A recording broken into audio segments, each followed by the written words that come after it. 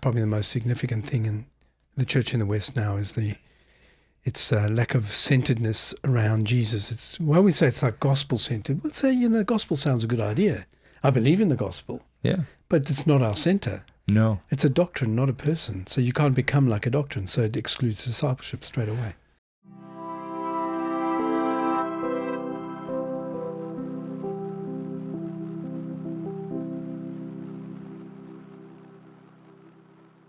Hello, I'm Neil Cole. Welcome to our channel, and this is one of our videos in the series we call Journeys, where I get to sit down with one of my friends and just chat about life and what they're learning, and hopefully show you guys what God is doing through people's lives in this world. And today is a real special guest. He and I have been dear friends for decades now. In fact, we've stood shoulder to shoulder breaking down barriers about church and what it is and how movements happen and what it means to be a disciple of Christ and how to launch movements for the Lord. His name is Alan Hirsch. We're both authors of many books, but here's the thing. I've known Alan for a long time, and he is one of the smartest people that I know, and you'll see that right away. But more than that, I love his heart, and I think you'll get a chance to see that too. We go back a ways, but it's not just knowing each other for those years. It's walking together through transformation in the church and the kingdom. I mean, we together, God used us together to do a lot of things, to reset, redefine church for people and mission, I would say. Yeah. So, and we did that together. Though I think I'm the only one in the kingdom of God you haven't co-authored a book with yet. We tried that. We tried. We almost did. Almost, but it just didn't work. I remember I first met you, Alan. I was in Melbourne. I was there. I did a conference and some training, and I had my daughter with me. And a friend of ours took me to meet you for the first time. I had no idea who you were. And you had just written a book called The Shaping of Things to Come with Mike Frost. And you gave me a copy. And we had just sort of a quiet, cold lunch. I think you had just closed down your cafe too. And it was kind of somber. And I didn't think anything of it. And then I flew home reading your book. Because you had nothing else to read. I had nothing else to read. And I read The Shaping of Things to Come. And there was one thing about the book I didn't like. I didn't write it. It was, you were speaking the same language, the same vocabulary. Your heart was the same. And I think we've been connected ever since. Yes, yeah. And I think Organic Church had just coming out then, and I think I did a pre-read on it or something, give you some feedback. So Cultivating a Life for God had been out for a while, yes, that's right. and Raising Leaders for the Harvest. Those were it. And then we were doing Organic Church. And what's interesting, and you probably didn't even know it, I don't even know if you know it now, but many of our movement's church planners are featured in your book, The Shaping of Things to Come. It just, they don't wear the logo, on their sleeve. But it was kind of fun to read that and know that you had already connected with some of our people in San Francisco and Pomona and other places. So that was kind of cool. But then you took to writing another book, and I think this is actually your seminal book, The Forgotten Ways. This is the older edition, right? Yes. The newer edition it's updated. Yes. Yeah. It's about a 40% upgrade, so it's quite a lot more in it. That's a lot of work. And then of course, like, it was after 10 years, so it was 10 years of learning and stuff that you do learn in, and it was quite a dynamic 10-year process, so it was really good.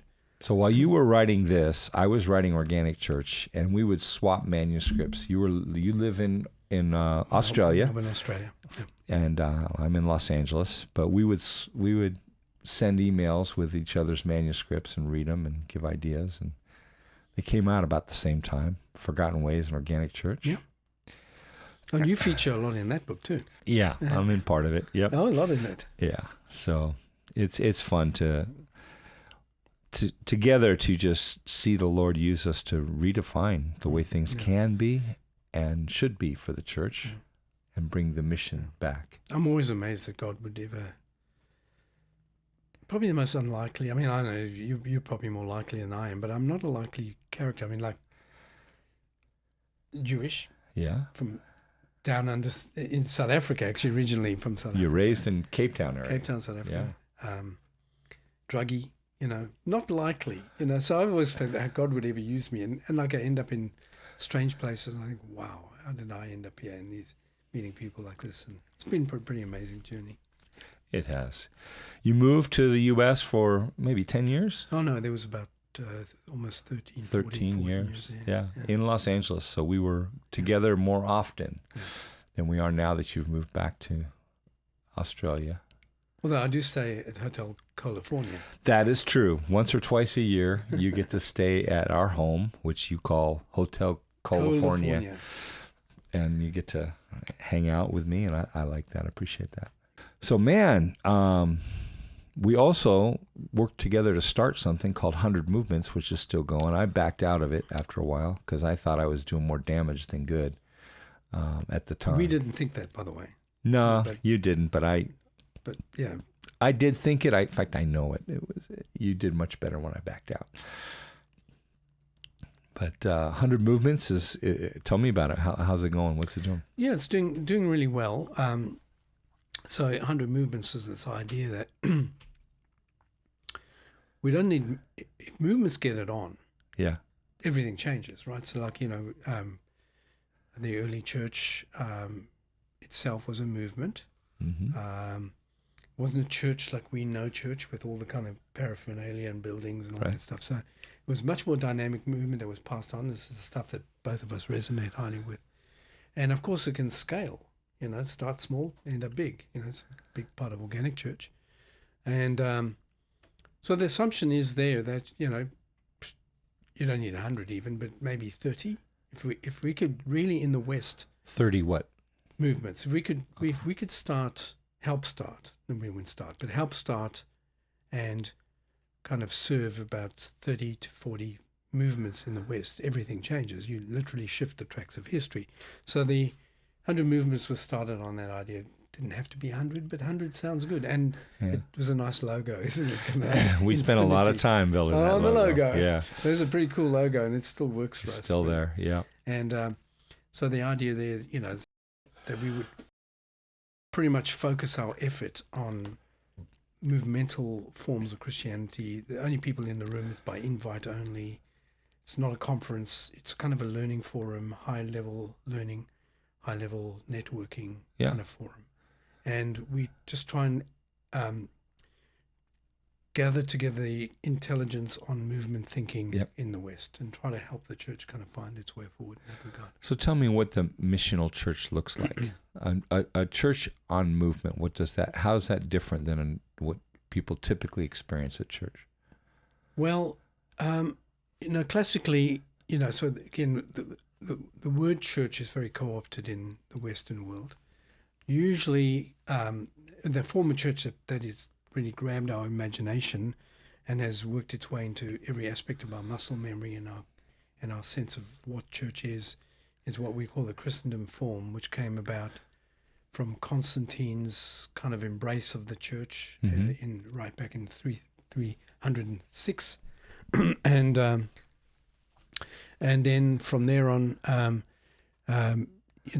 it became the only legal religion, but it changed the equation, the fundamental way we understood church. Yeah. And ever since then, we've been thinking of church, in terms of its kind of institutional form, which is usually buildings, clergy, a certain kind of operational thing on Sundays. It's predicated on non-discipleship because it's built on attendance and sacraments and all that stuff. Which is non-discipleship. It's non-discipleship. Actually built to not disciple. It's not make it's disciples. Actually, I believe it's designed not to. It's designed to create dependence. Like how? Well, for instance, sacraments. So if you take particularly maybe Catholic forms of expressions, the people who handle the sacraments, you have to have the sacraments to be saved. But where do you get them? Well, you have to go to church to get them. Who handles those suckers? Well, it's a certain group of people called priests. And it's a very select group of people. And that basically creates a dependence on a sacramental understanding of church. The only way you can be saved is to participate in the sacraments, which is one way. Other churches do it more subtly, but it's the same phenomenon. That's true. Yeah. So it's basically a paradigm of how we understand things. And we feel that we totally agree here, we have to change that paradigm if we're going to find our way out of it. And to do that is not easy because it's deeply embedded in our muscle memory and our thinking and our legacy ways of doing church. Yeah. Oh, yeah. Very deep. Yeah, so even just the idea, if you look up church in the dictionary, Webster's dictionary, it's going to talk about a building. Yeah. Which the New Testament, there is no building of church in the New Testament. That's how embedded it is in our whole culture and society. Yeah. And that's exactly, and why not? Well, I mean, it was in Europe prior, say post-Constantine, say you're 10,000, 10,000, everyone was a Christian. You were born into a Christian culture. You were baptized, as a baby.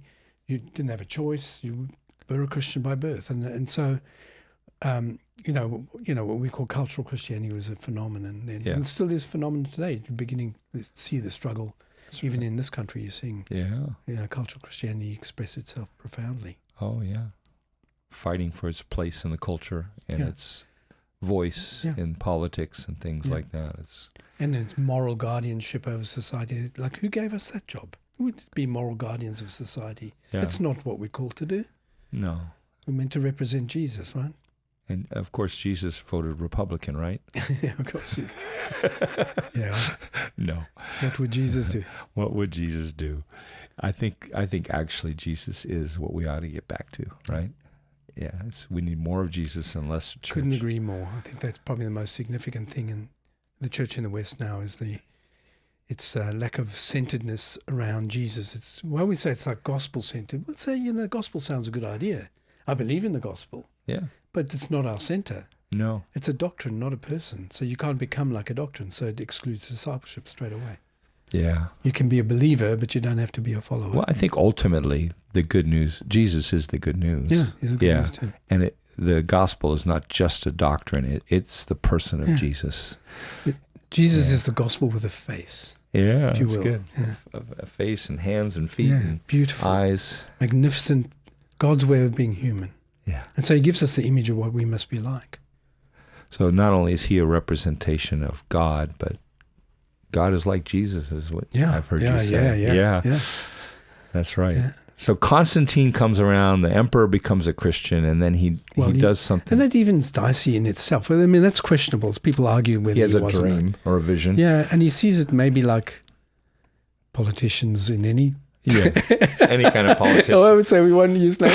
But, of course, they always try and co-opt religion because it's a very useful thing. And the Rome had done that very well. Rome was very good at that because they had the Pantheon. Better than anyone has been. You've been to the Pantheon as a pie, where if they conquered your country, they take your gods, and your gods, your idols, and they put it in the Pantheon and say, we respect that as long as you bow to Caesar's lordship. Right? So the bonding of church and state, very cleverly done. Rome was brilliant at that. Yep. And it just, we were bonded with the church and state. That's true. And they still are. They still are. They still are. So then Constantine made Christianity legal, but he also made it profitable. And church became more of an organized business, you think? I've no doubt the dollar or the equivalent of the time played a big role in it. But certainly power, political power and control over nation states. And then, of course, you've got the Crusades and a lot of violence going down. Then you had Christian nations fighting Christian nations. How figure that one out? How does that work? If you're really, all lovers of Jesus, how do you end up fighting, like killing each other? Well, even when Christians, when churches divide over things and you become one denomination, second denomination, they will always point to doctrine because it sounds more righteous to say we disagreed on doctrine, so we couldn't fellowship anymore. But the truth is, more often than not, it's a power play. It's about ego, things like that. It has more to do with personal ego and pride than it does doctrine. Which hides itself very quickly. Yeah. And we Christians, I think all religious people are very good at covering up our ugliness with religious piety. So this is a problem even for today, isn't it? Well, I'm reading through John at the moment, and of course, you got I am too. the religious leaders of the day who are very invested in the inherited understanding of the law and how it plays out in society. So they're more concerned about it because they've studied it. Yeah. They've spent their lifetime doing that, so they're the most invested in this. Their whole identity interpretation. and security is built in it. Yeah. Rather than allowing the whole notion of a religion that was built on revelation, that God would somehow reveal himself, they get bound to a certain interpretation. And then when everything that what the Old Testament meant to form in them to be able to, as the Jewish people, to be able to recognize the Messiah, they couldn't. In fact, they ended up persecuting him. And I think religious people by nature will do the same thing. I've no doubt there are characters, I'll put names to it, but I won't do it here, that if Jesus turned up to their church, I think they'd do him in. They'd probably take him out again. Or at least run him out of town. I'm pretty sure. Yeah. And Definitely. maybe famous people too. Well, the truth is that I've been a faculty member, and so have you, in schools that Jesus couldn't teach at. He would not meet the qualifications to be an instructor there, which, when you think about I'm just that, trying to think of which ones these are, right? I'd rather not say. But you have to sign something that says you will not partake of alcohol, Right, okay, yeah. or Yes. things like that. And that's just, or you come up with rules that you can't spend a minute with someone of the opposite sex, yes, and those kinds of things. And before you know it, Jesus doesn't qualify for leadership in a lot of our organizations. That's true. He's disqualified. Yeah. The founder. Yeah, I know. They wouldn't recognize him. I did a thing once. Was at a seminary. I don't think it's the same one, but I'll mention it's Asbury Seminary, but it's right in the south, of course, in Kentucky. Kentucky. Yeah. And we talked about. It was an exercise that I like to do with people. I say the Pharisees get pretty bad press in the New Testament, correct? You heard me on that's this? true. Yeah. They don't come out and say, you want to test this with a group of people saying, who wants to be a Pharisee? All heads bowed, every eye closed. Who's going to come up altar call? No one's putting their hand up, right? Yeah. But you can say good things about them. You really can. So, if you know a bit of history, say some nice things. Well, okay, they tithed. They were very good tithers. They went way beyond what was needed. And they actually went beyond it. And they tithed very meticulously. People say, well, they prayed. Yeah, they had prayer life was probably better than most evangelicals. They were pious. They were moral. They believed in miracles. In fact, they're the ones who defended miracles. That God the resurrection. The resurrection. Yeah. They were guiding Israel in a time when it was under the Roman rule, which is quite difficult to maintain identity. They was majorly custodians of Israel's identity. Yeah. You go on and on and on. Very committed to the word. Committed to the word. They, as opposed to the Sadducees, who were like the liberals. They defended the word of God, and you can go on. And so you do a list on a whiteboard, right? Yeah. And then I remember one event where I did this. Someone shouted out, "Hey, that's my wife. She does it. She believes in miracles. She's like, she's like loves the Bible, da. And I said, well, who are these people in our day?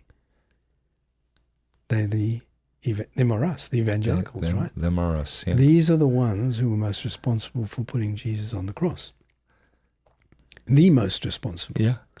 And I would argue that evangelicals today would probably do the same thing. They would do, like all religious people have to do, they would probably do the same thing. Yep. They wouldn't have room or space for Jesus in their religion, so they would find a way to exclude him. He's very hard to put in a box. Yeah. You love to break out of boxes. Yeah. And those are so most people Jesus encountered in life, he was very gracious to and kind and you ask for healing, you're healed. He was generous. You give them something to eat. Let's bring the fish and loaves, and he starts feeding them.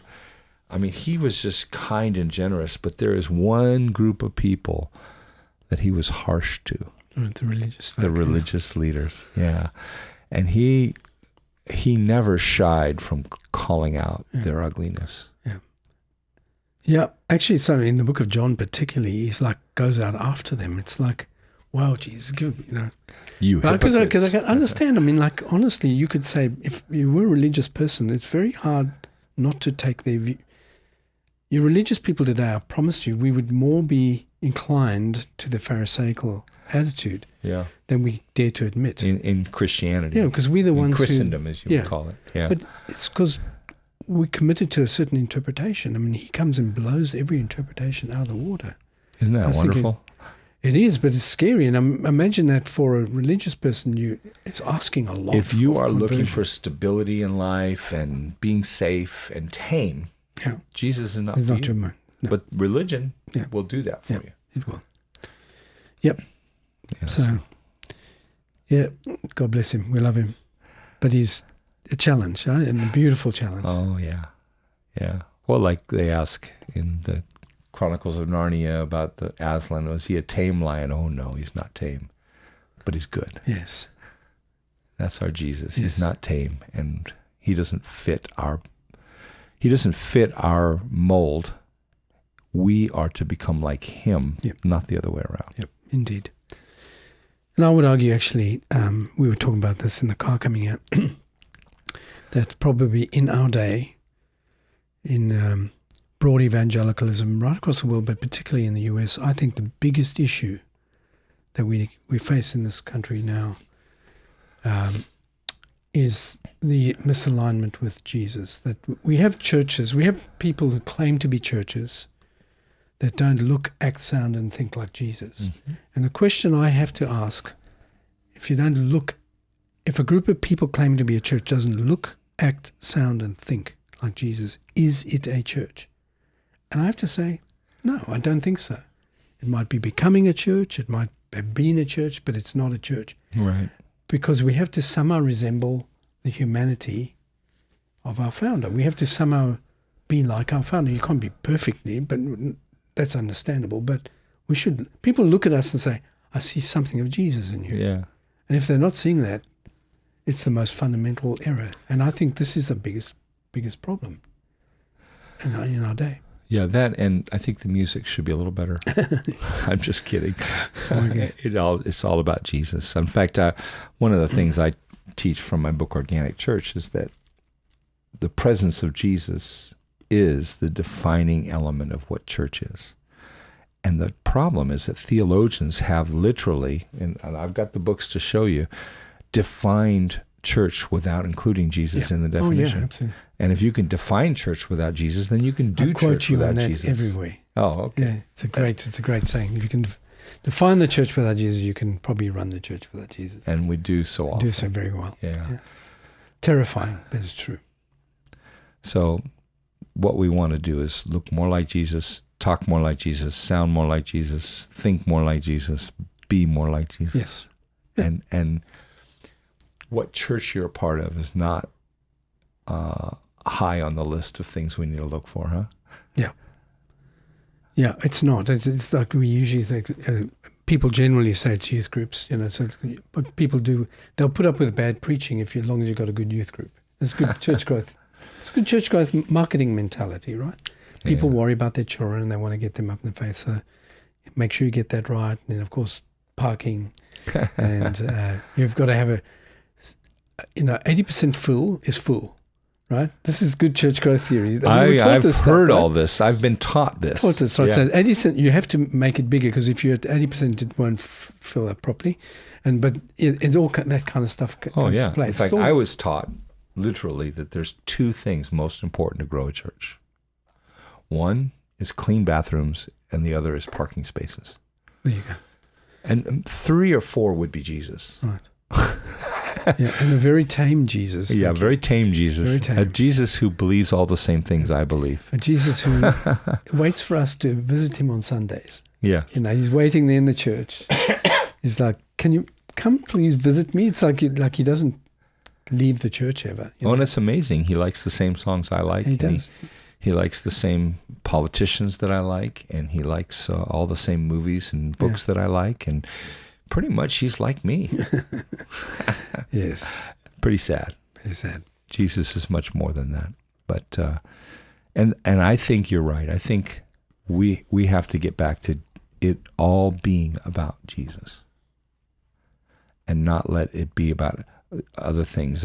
There's an old time preacher who's passed on years ago, but he used to say in a Texas accent, J. Vernon McGee, a Christ supplemented is a Christ supplanted. Nice. So if you add something to Jesus, then you are taking away Jesus. As soon as you put anything on the same level as Jesus, then you are making that thing you put there more important than Jesus. Yeah. And you can't help it. Yeah. The tricky thing is, for people who do that kind of stuff, probably do it quite sincerely at times, right? So, for instance, like, I believe this is, I think if there's another book in me, I'm going to maybe do this one. There's two, but I think this might be one of them. But the idea of that we are wrongly centered, right? So we talk about being gospel centered, right? So I've worked with organizations that use that language all the time, and well-meaning, by the way, and all good. But the problem is with being gospel centered. It sounds right, Because the gospel's really important. Yeah. And it's a proclamation of... And it affects everything. That's right, it does. Yeah. But being centered on the gospel, I used to say to this one guy, everyone knows his name, but I'd say, well, please tell me, where we're told that we're told to be gospel-centered in Scripture. Can you please point that out to me? The best thing he could say is what Calvin said. Calvin said, Jesus is clothed in the gospel. I thought, oh, that's really interesting. He's clothed in the gospel, is he? Which actually is probably true enough. But I mean, so we somehow get Jesus if you get the gospel, which is, I think, what he was saying. But the thing is, I would say, it's an important doctrine, and that's why it's hard to disagree with it, because it's critically important. But the problem is, it's not the center. But can you ever argue that you shouldn't be Jesus-centered? How can you ever argue that the church should not be Jesus-centered? Right. And the problem is that with the gospel, it's a doctrine, and you can't. And it's a disputed doctrine. Okay, I mean, there's a whole group called Gospel Coalition who defend it. A very narrow understanding of the gospel, usually around kind of legal, kind of forensic understandings of justification, which I think is true, but it's a very reductionist understanding. Yeah. So with this little baby itty part of the gospel, that's the real gospel. And that's what we center around, but it's disputed. How can you find unity around a disputed doctrine? Secondly, how can you become like a doctrine? You can't. So it actually predicates on non-discipleship. You only have to believe something. It's just knowledge. And you can do this on a Sunday, put up your hand, and you can act like an asshole the next day. Like it doesn't matter. Right. And this doesn't work for Jesus, who tells you to give your life up, right? So all discipleship is taken right out of the equation. And it sounds so right, but it's so wrong. And that's the danger of it. Yeah. I oftentimes compare what I call the good church with the bad church in the New Testament. Now, the good church did everything right. They kept the scriptures. They were paying attention to every jot and tittle of it and trying to do everything they could. They were overt in their obedience to it. They would go to extremes to obey it. And they were moral, they were righteous, they believed in the scriptures. They were the good church. And then the bad church was immoral. They had conflicts, they had divisions, they were confused about gifts, they were communion had become a party where people were getting drunk. And they even had immorality of such that even the pagans cringed when they heard about it. And of course, the good church is the Galatian church. and the bad church is the Corinthians. Corinthian church. Now, the one word that Paul uses the most to describe those who follow Jesus is the word saint, hagios, which means holy one. He used that word to describe the church in Corinth more than any other letter in the New Testament. I didn't know that, but yes, I know he uses the word saints for them, of course. And he never used that word to describe the interesting. Galatians. Oh, interesting. In fact, he had no kind word for the good church. He said, "You foolish Galatians, who has bewitched you? You have been cut off and severed from Christ.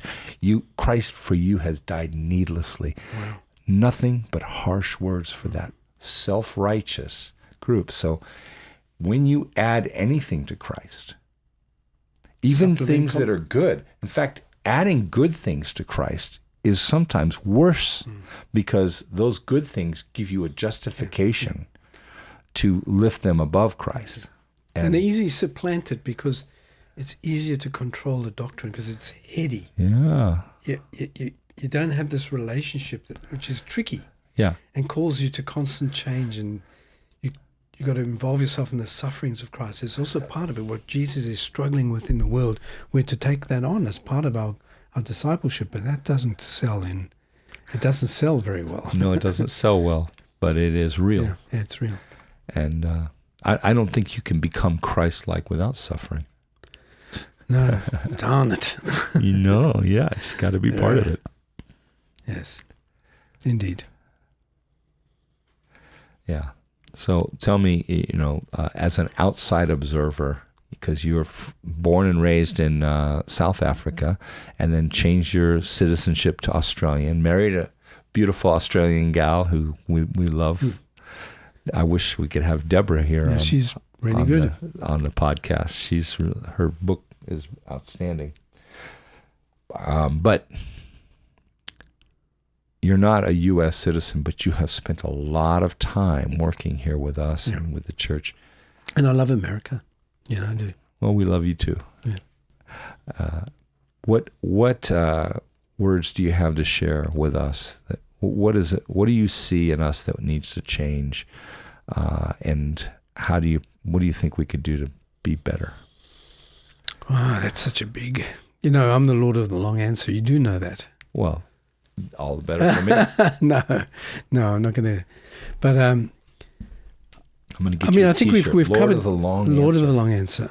And I have no unpublished thought too. So How many books do you have published? not as many as you, mind you. I doubt that. How many? I have about 12. I think 11, 12, 11. Actually, don't know, but I think it's around 10, 11. Yeah, We're about the same. same, yeah. Close. I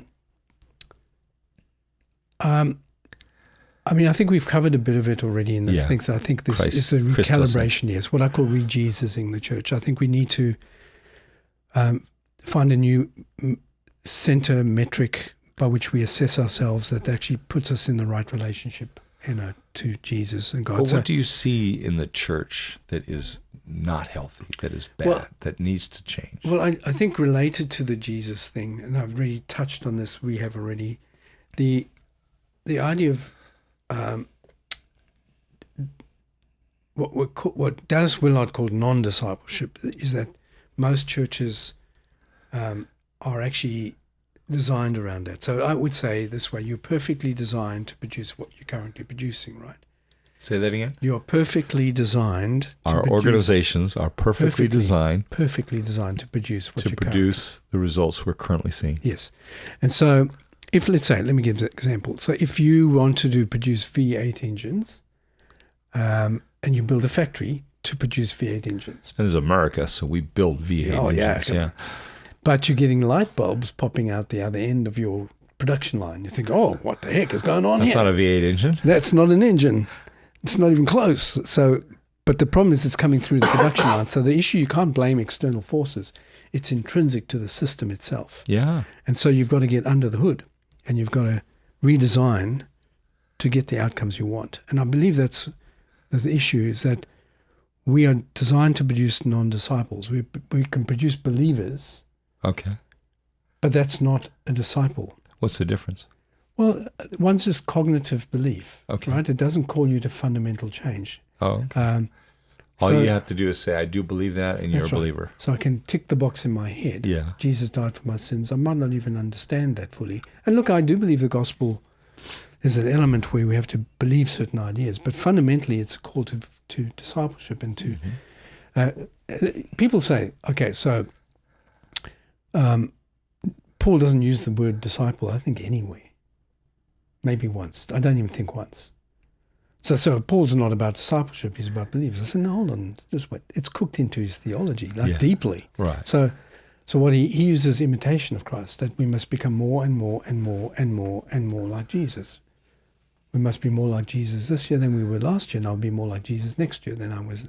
That's discipleship. It's called imitation of Christ, right? There is a union with Christ. Christ, reciprocal union where he lives in me, but I live in him too. And so this incredibly deep union, which is actually in itself mind-blowing, but, a very Jesus-y kind of thing too. And then two others which I find really powerful. One is transformation into Christ-likeness. And this is 2 Corinthians 3. And it says, we beholding him, and I love this because I love contemplation and I believe in contemplative prayer. We gazing at him are being transformed into his likeness from one degree of glory to another. This is from the Lord who is the Spirit. The Spirit's job is to make us more like Jesus. And we're being transformed simply by looking at him. Wow. That's pretty profound, right? And then the one that I really think nails it in terms of Paul's understanding of discipleship is in Romans 8:28-29, where it says our eternal destiny is to be conformed, indexed to, my life is to correspond to the life of Jesus. There's to be a mirror dynamic. My eternal destiny is to be conformed to the image of God in Jesus Christ, right? So I say to people, if you don't want to, Jesus is a bit radical, for you and your business kind of strategies, and they'll say, well, if you don't like hanging out with Jesus now, you're not going to like heaven at all. There's a lot of Jesus. And I would say this way, if I understand that correctly, God will have us Christ-like, or he will not have us at all. Whoa. Because our eternal destiny is, according to God, is to be conformed to his image. If you're not in the process of being conformed now, through discipleship, you will not be there. That's Paul for you. Well, even disciple, mathetes in the New Testament, it just means learner. No. So it would be good if we were better learners, but not just cognitive learning, Yeah. not just knowledge, Yes. but It's imitation. It's Moving, mimesis. It's kind of this capacity to be able to imitate Christ, yeah. Because he's God's way of being human. If you want to know how God thinks of the best human being ever, is the Son, who's the perfect human being who didn't sin, who shows us the way of what God thinks is the second Adam. So he gives us the model of humanity that God intended. And that you can just follow that. You can't go wrong if you become more like Jesus. You cannot go wrong. You can't go wrong. Yeah. And I just say, stay there. Stay there, Well, I wonder what it would look like if we were more like Jesus. I mean, I don't mean... You can't be anything more than like Jesus. You're already so much like Jesus now. Believe me, that's not true. There's Dan a would lot. probably disagree, but I mean, Yeah. But I think you are. You're a pretty Jesus-y kind of guy. I think Jesus-y is a good word. Jesus-y. I'm a Jesus-y kind of guy. Yeah, we'll make bumper stickers. But no, I mean, what do you think? So we know what church is like right now when Jesus is not the focus in the center. What would it look like if he was? Yeah. Well, the world would be more like Jesus too. The world would be. I think we'd be smaller. I don't think there'd be near as many people claiming to be Christian, because I think it's a costly journey. Yeah. But the world would be better. Okay. Much better. Yeah. We're meant to be like, and this is quoting C.S. Lewis, is that we're meant to be little Christs. Right? Yeah. And he says, like, if we're not getting on about that, this is C.S. Lewis, or if we're not, the church is not about making people more like Jesus, then all the other stuff we do is of no value. And that's his words, right? He said we're to be little Christs. And I think that's really what we're meant to be doing. If we have a whole lot of little Jesus in the neighborhood, I call it conspiracy of little Jesus. I like that. A little Jesus in every street. Man, the world would be a better place, right? I think so. Yeah. So a lot of people, and you've heard this before, would refer to me as a purist because I hold the line on certain things and I think this has to change. I can't compromise on this. And Christ-centeredness is part of that. So so sometimes I get people wondering, why are you a purist? Why can't you tolerate other things being church? And it really boils down to this. I need to believe that Jesus can be Jesus and that he can be the head and that the church can be the body and that we don't need to have a middleman between God and his people. And for that, I would die. That is the hill I'll die on. And so when I smell a churchianity that is putting other people on the stage and putting other people in the place of Christ and morals instead of Jesus or doctrines instead of Jesus or programs instead of Jesus, I just can't. I don't have space for it in my life, in my time, in my calendar. I'm not gonna.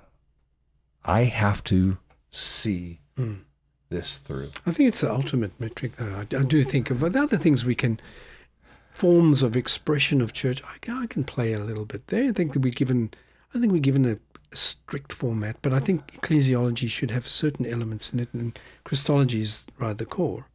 But form, cultural expression ought to be different in different times and different places, right? Because we're different cultures and different histories, right? So. And there ought to be contextualization, but the Jesus factor has to be, the most common, the one that holds us together. Yeah. And I have to, one of the words that jumps out at me that when I think of Alan Hirsch is the word imagination. That I have to reimagine church. It comes from your language, and I've adopted it as my own, but you are my source. So I tell people all the time, we have to be sold out to reimagining this. Right. We can't just add Jesus to what we've already got going. We have to surrender everything to him. Yeah. And a movement where Jesus is the head and we're just the body, where Jesus is the King of Kings and Lord of Lords, and we are making learners of Jesus. I think that will look radically different, and there'll be a cost to do that. And like you said, it'll be less people, but those people will be world changers. Yeah, they will. So I'm agreeing with you. Yeah, as usual. Yeah, we don't disagree on terribly much, do we? There's not much we disagree on. Yeah. And there's certainly nothing essential. We must be right. But yeah, so the idea of church being, I think we can be very imaginative. And this is the whole thing I think of the missional movement at its core. The incarnational element of it, we say, like in that book, talk about one of the factors that create movements is this capacity to, what I call missional incarnational impulse. Missional is the pressure outwards. Missio is a word sent in English. Apostello in the Greek, by the way, the apostle is a sent one. So apostolic church is a sent church. It feels God's pressure out to keep going over new boundaries and to different areas. And when it gets there in the way of Jesus, it goes incarnational. That is, Son of God became flesh and became one of us. He's 30 years in the neighborhood, and no one even noticed that. I mean, that's pretty remote. I mean, God, the Creator, was in the neighborhood, and no one noticed. Not even his disciples got it. They were thinking, that's hiddenness. But that's the idea of like working within this, the fabric of culture and history and story, and working its way. It's very beautiful. It doesn't overwhelm us with laser beam like Hillsong, Hillsong, but yeah, only got it from America. But there you go. But laser beams and smoke machines, he doesn't use that stuff. If anyone could have done it, Jesus could.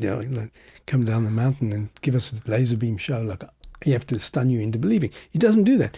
It's like he talks parables, and he's honoring our humanity in speaking that way, in allowing us to be drawn out. It's beautiful, and it's very Christ-like. And you can be very imaginative in the way we do church, because incarnation is that the church in Galatia is different to the church in Corinth, is different to the church in Ephesus, is because they're allowed to be, because it's different context, and it's beautiful, this rhythm of incarnational, going out, going deep, going out, going deep, going out, going deep. And that's part of the thing of movement too. And we should be imaginative, and it's fun. Yeah. It's a lot more fun than having just reproduced something that someone else did, 200 years ago. Franchising another show. Yeah, but it's all the stuff is reworked from. I'll never forget. You remember Eddie Gibbs? Yeah. So he was at Fuller. Yeah. He's a English guy, so a very British kind of accent. I remember him saying once, and he was one of the fathers of church growth theory, who then changes a little bit. He became much more missional later on. I remember him talking about the church growth model that he was part of, putting together. He said, "Oh, Alan, it's a pig with lipstick, but it's still a pig." And what he meant by that is that it's basically the same model of Christendom, but it's kind of all sexy. Yeah. It's all got smoke machines and all that, but it's the same fundamental idea of come to us, gather, in this case, not sacraments, but it's worship or preaching, whatever it is you put up in front there. Sometimes it's sacraments, or ordinances, we'll call them. Yeah. Yeah. And, they're important, but I don't think they're tied to a certain group of people having to do them. That's not biblical. I mean, that's the ordinary people of God doing that stuff. Or excluding people over it. Yeah, absolutely. Yeah. No, we believe that movements require, every person has the potential of movement in them. Yes. They're a seed in the kingdom of God, and that God could take them and create an entire movement out of each one of us. And that's the potential. That seed is Jesus. Jesus is enough. Yeah. And he uses us somehow, oddball, weirdo people along the way. Yeah. Yeah. He can take a drug-addicted rebel like yourself, Jewish kid coming out of apartheid South Africa, escaping it, and turn your life around and use you to use copious amounts of marijuana to help me too. We always laugh at that because the funny thing about how Jesus works in people's lives, there's no question that marijuana played that role in my life. Because it chilled me out. I was in racist South Africa, and I was always fighting because I was the effing Jew, and so it was pretty tense. And for me to even think, I didn't know what a Christian was. One is these people who do these kind of things, and it wasn't good. Right. So I think God used it very much to chill me out, and then I can talk Jesus with all my friends, and we talk about Jesus around the table, and we all pretty much came to the Lord together. And I always laugh, and this is not me approving of these things. I'm just saying God uses everything. Yeah. Deb, my wife, came to the Lord on acid. Watching the late great planet Earth, which you and I know. Hal Lindsey. Yes. Well, this is like, if you go back old like us, but it was a very bad end times movie. And her story was that her drug dealer... Left Behind before Left Behind. It was worse than Left Behind. Yeah, worse. Her drug dealer, Georgia, he would... every year he would... Your wife's drug dealer. Before you were married. Yes, before I married. I didn't know him then. I didn't know Deb then. He'd become... he would, every year he would car parking tickets. Like, he'd park deliberately. So, because what they would do is they'd come collect him, and they wouldn't send him to jail. It would be what they call goal, which is like a back of a police station. And for maybe 10 days, you'd do 10 days in there. But they'd feed him. He didn't have to work. And so room and board. So room and board, and he would take a reading. But he didn't plan this one very well. So he came from a Greek family.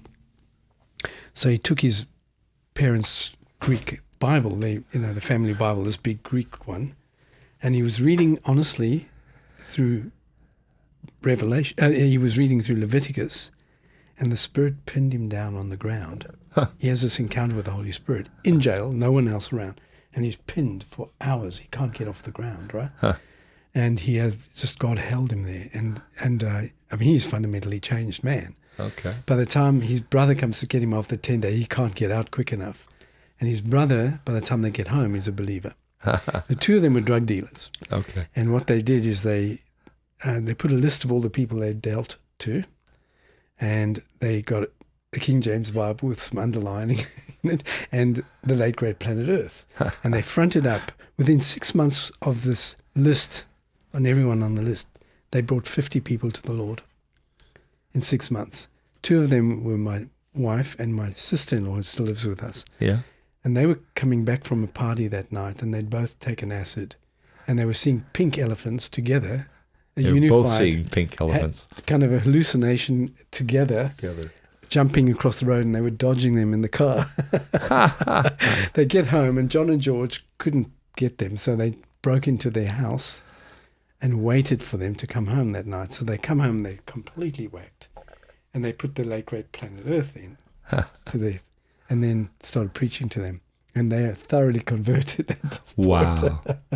And this starts a whole movement of these guys, these 2 drug dealers, started a whole movement in the underworld of Melbourne, which I ended up leading that church. Wow.